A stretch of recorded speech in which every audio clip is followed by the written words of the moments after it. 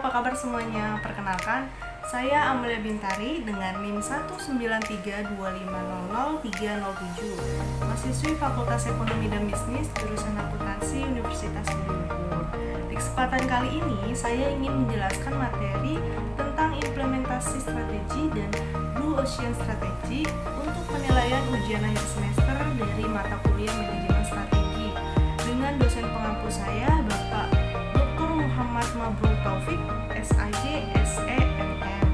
Dan di sini juga saya akan memperkenalkan saudara saya, yaitu yang akan menemani saya nantinya untuk melakukan sesi tanya jawab. Sebelum itu, saya ingin menjelaskan materinya terlebih dahulu. Materi pertama, apa sih implementasi strategi itu? Implementasi strategi merupakan proses di mana beberapa strategi dan kebijakan diubah menjadi tindakan melalui pengembangan program, anggaran, dan prosedur. Walaupun implementasi biasanya baru dipertimbangkan setelah strategi dirumuskan, akan tetapi implementasi merupakan kunci suksesnya dari implementasi strategi. Tahap implementasi dan evaluasi strategik merupakan tahap akhir dalam implementasi strategi. Dalam tahap ini, manajemen sudah harus mempunyai gagasan yang jelas mengenai tingkat perubahan yang diinginkan, baik menyangkut struktur organisasi, budaya perusahaan, maupun gaya kepemimpinan. Mengorganisasi tindakan implementasi strategi. Sebelum perencanaan dapat menunjukkan kinerja secara aktual, perusahaan harus diorganisir dengan baik. Program harus melibatkan staf dengan memadai dan aktivitas harus diarahkan untuk mencapai lingkup tujuan yang diinginkan. Para manajer harus membahas dengan teliti cara penyusunan perusahaan mereka agar dapat memutuskan perubahan-perubahan yang harus dibuat dalam langkah kerja secara sempurna. Ada juga berbagai problem dalam implementasi strategi. Seperti dikutip HAL 1995, terhadap hasil survei terhadap 93 perusahaan yang masuk daftar Fortune 500 menunjukkan bahwa setengah dari perusahaan-perusahaan tersebut menemui 10 macam problem ketika mengimplementasikan sebuah strategi perubahan.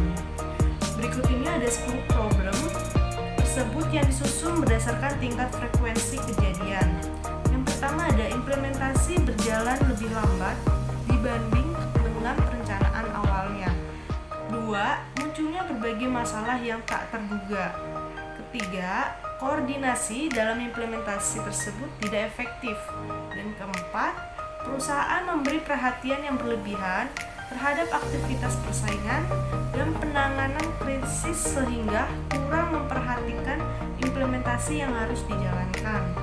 Kelima, kemampuan SDM yang terlibat dalam implementasi strategi kurang. Dan yang keenam, pendidikan dan pelatihan sumber daya manusia di tingkat bawah kurang memadai. 7.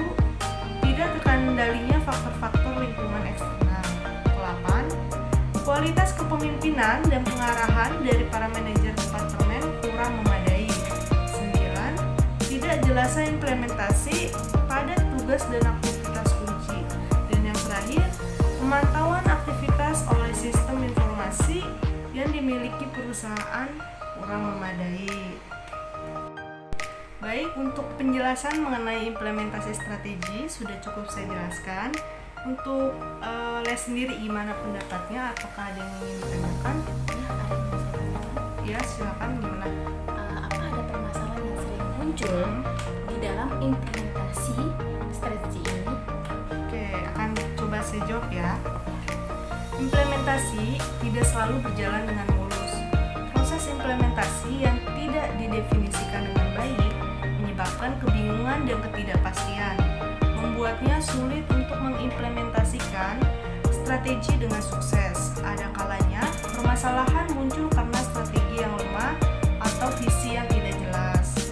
Permasalahan lain yang sering muncul adalah kurangnya sumber daya, komunikasi, dan tindak lanjut dari manajemen ada perubahan strategi yang baru yang sangat radikal.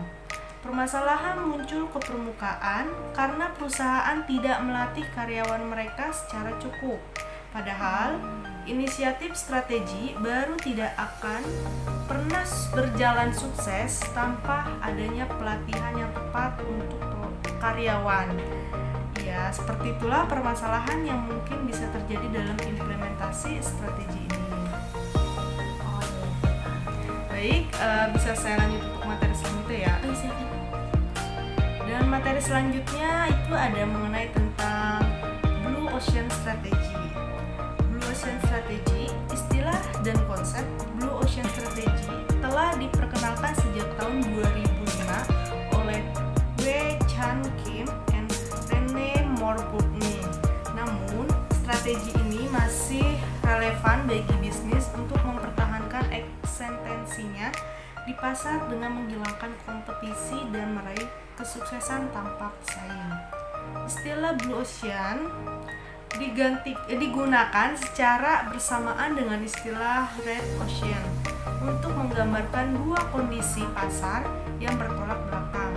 Red Ocean menggambarkan kondisi pasar tradisional yang penuh sesak dengan tingkat persaingan yang tinggi, sehingga kesempatan bagi bisnis untuk memperoleh laba dan berkembang semakin berkurang. Sedangkan istilah Blue Ocean menggambarkan situasi pasar yang belum terjamah dan banyak diketahui, di mana permintaan diciptakan oleh produsen sehingga masih banyak kesempatan bagi bisnis untuk berkembang. Dalam pasar yang bersifat Blue Ocean, kompetisi menjadi tidak relevan karena belum banyak pembisnis yang memasuki pasar yang sama. Bisa jadi bisnis kita merupakan satu-satunya pemain dalam bisnis tersebut.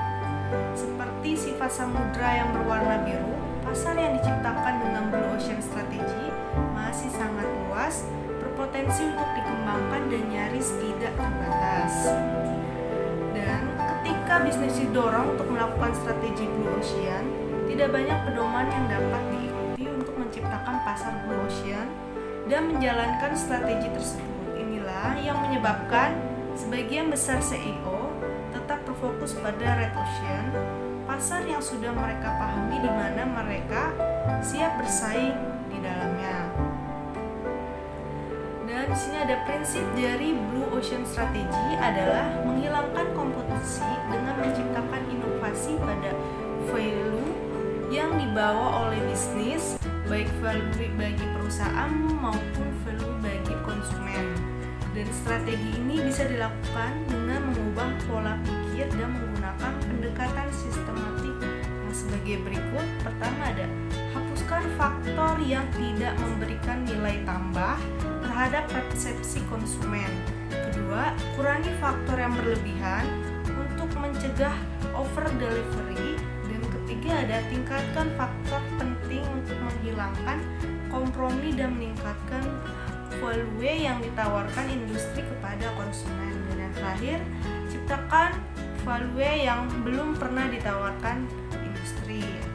Dengan menerapkan pendekatan sistematik tersebut, perusahaan akan menciptakan diferensiasi dan meningkatkan nilai tambah yang ditawarkan perusahaan terhadap konsumen, sehingga perusahaan akan menciptakan pasar Blue Ocean yang bebas persaingan dan keberhasilannya di dalamnya.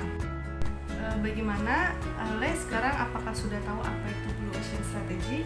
Ya, saya sudah tahu. Baik, apakah ada yang ingin ditanyakan lagi? Aku rasa sudah cukup semuanya. Baik, sebelumnya terima kasih sudah mau meluangkan waktunya. Mohon maaf jika ada kesalahan dalam penyampaian materinya dan memang semua masih dalam tahap belajar.